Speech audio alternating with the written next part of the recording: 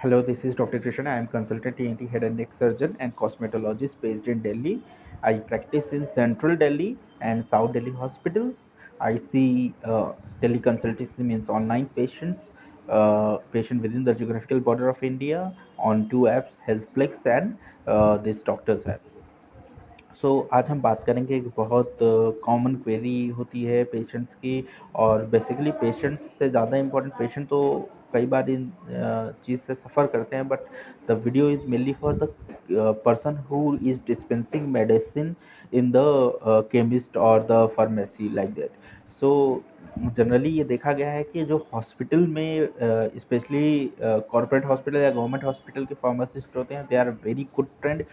But जो pharmacy या chemist shop किसी मार्केट में होती है या कहीं और होती हैं, सेपरेटली होती हैं, और या प्राइवेट हॉस्पिटल्स की होती हैं, वहाँ के रिप्रेजेंटेटिव ट्रेंड प्रॉपरली नहीं होते। और कई जगह ये भी देखा गया है कि जो रिप्रेजेंटेटिव होते हैं जो वहाँ पे मेडिसिन डिस्पेंस कर रहे हैं, आइडियली गवर्नमेंट गाइडलाइन के हिसाब से वहाँ B pharma, at least B pharma होना चाहिए। एम फार्मा है और भी डिग्रीज है तो अच्छी बात है, बट बी फार्मा होना चाहिए। बट वहाँ पे बी फार्मा की जगह लाइसेंस बी फार्मा के नाम पे मिलता है, लेकिन कोई भी 10वीं 12वीं के लोग बैठे होते हैं। और इससे काफ़ी बार क्या होता है कि डॉक्टर्स ने बहुत अच्छे से डायग्नोज किया, अच्छे से मेडिसिन एडवाइस किया, बट पेशेंट क्या होता है कि पेशेंट सही मेडिसिन नहीं लेता। क्यों? क्योंकि उसको उस मेडिसिन की जगह कोई दूसरी मेडिसिन दे दी गई, और इवन मतलब कि उसमें मॉलिक्यूल भी डिफरेंट है और बहुत कुछ डिफरेंस है। ये क्यों होता है? क्योंकि वो 10th और 12th पास जो लोग होते हैं, 10वीं 12वीं पास कोई पार्ट टाइम के लिए, उनमें वो डेडिकेशन जो एक मेडिकल एक हेल्थ केयर प्रोफेशनल में होना चाहिए वो नहीं होता, वो सिंसियरिटी नहीं होता, प्लस उसकी ट्रेनिंग उस हिसाब से नहीं है, तो उससे कैसे डेडिकेशन आप एक्सपेक्ट कर सकते हो?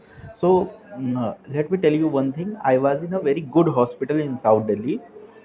वहाँ पे पेशेंट को मैंने एक ड्रॉप लिखा जो ईएनटी में हम कॉमनली लिखते हैं वैक्स के लिए, फॉरवैक्स, और उसको उसने सॉलिवैक्स दिया।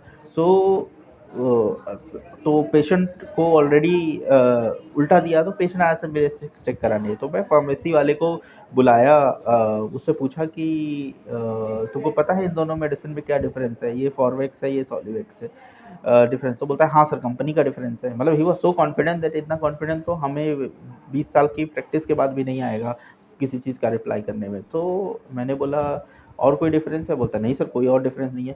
मैंने बोला कि तुम्हारी एजुकेशन क्या है? बोलता है सर, फिर ही वाज साइलेंट। तो I asked from the administration of the hospital, I asked from basically from the nursing staff who was assisting me in the OPD कि इनकी एजुकेशन क्या है? तो वो बोलती है तो शी टोल्ड मी कि ये सर 10th और 12th होते हैं, कई लोग तो 10th भी नहीं पास होते हैं, ऐसे बस इनको ऐसे सिखा दिया जाता है और ये देते हैं।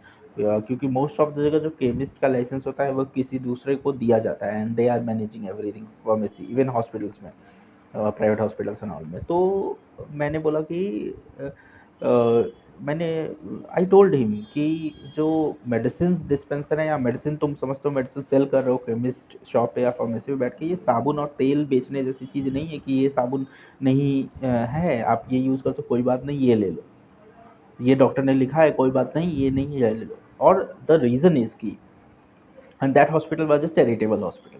सो मैंने बोला कि जो चैरिटेबल हॉस्पिटल में ऑलरेडी आपको जो पेशेंट्स की, जो पेशेंट आते हैं वो भी आपको पता होगा उनका कि इकोनॉमिक कंडीशन एंड ऑल देख के आपको एडवाइस करना होता है। सो मैंने बोला जो 10 ml ऑफ सॉलिवैक्स है वो 160 रुपीज़ का है, और जो मैं लिख रहा हूँ वो उससे ज़्यादा इफेक्टिव है 1 की, उसका 160 रुपीज़ सॉलिवैक्स का है और उसका 78 या 80 रुपीज़ का है। सो मतलब 50% ऑफ द रेट में उससे बेटर मेडिसिन मिल रहा है, तो why not to give. And उस चीज़ पर्सन को वो चीज़ पता नहीं थी। ठीक है, आपके पास नहीं मिला, पेशेंट को बोल दो वहाँ पे और भी केमिस्ट थे, और there are so many chemist जो जहाँ पे वो अवेलेबल है, तो वहाँ से ले ले पेशेंट। क्यों? Why to waste unnecessary 80 rupees? You earn so much, it's not important कि मतलब इवन आप अगर अच्छा अर्न कर रहे हो तो ऐसा नहीं कि आप वेस्ट करोगे। There is no point in wasting. तो that's why this is one reason I am I never prescribe Solvex and all.